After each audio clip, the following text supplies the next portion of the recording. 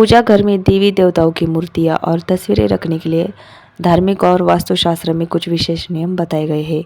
इनका पालन न करने से घर में नकारात्मक ऊर्जा का संचार हो सकता है, जिससे परिवार के सदस्यों को मानसिक, शारीरिक और आर्थिक परेशानियों का सामना करना पड़ सकता है।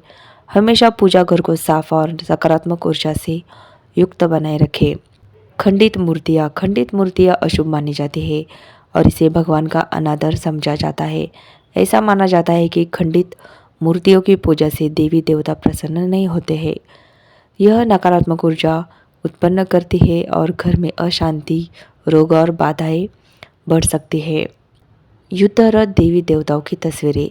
देवी देवताओं का रौद्र रूप जैसे माँ दुर्गा का महिषासुरमर्दिनी रूप या भगवान शिव का तांडव मुद्रा और घनाव में तनाव, अशांति का प्रतीक हो सकता है। ऐसी तस्वीरें घर के सदस्यों के बीच कलह और मानसिक तनाव उत्पन्न कर सकती है। इसे भी हमें कभी भी पूजा घर में नहीं रखना चाहिए।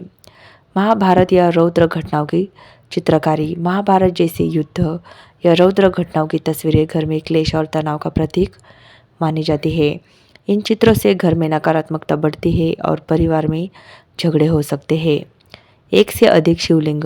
वास्तुशास्त्रों में एक से अधिक शिवलिंग रखना अशुभ माना गया है। इससे परिवार में आर्थिक समस्याएं और वास्तु दोष उत्पन्न हो सकते हैं। पशु या पक्षियों की मूर्तियाँ। पूजा घर में पशु पक्षियों की मूर्तियाँ रखना देवी देवताओं की पूजा के लिए उचित नहीं माना जाता है। इससे पूजा का प्रभाव कम हो जाता है और सकारात्मक ऊर्जा बाधित होती है। इसलिए हमें ये ध्यान रखना है कि पूजा घर में ऐसी मूर्तियाँ नहीं रखनी है। परिवार के मृत सदस्यों की तस्वीरें। मृत पूर्वजों की तस्वीरें पूजा घर में रखने की बजाय किसी अन्य स्थान पर रखनी चाहिए। यह पूजा स्थल की पवित्रता को प्रभावित करता है और घर में शांति और समृद्धि में बाधा उत्पन्न करता है। नटराज की मूर्ति। भगवान शिव के नटराज रूप को पूजा घर में रखने की बजाय अन्य स्थानों पर रखना शुभ माना जाता है।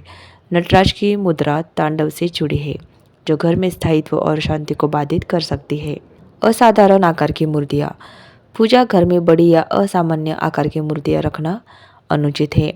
इससे पूजा में ध्यान केंद्रित करना कठिन होता है और सकारात्मक ऊर्जा में कमी आती है।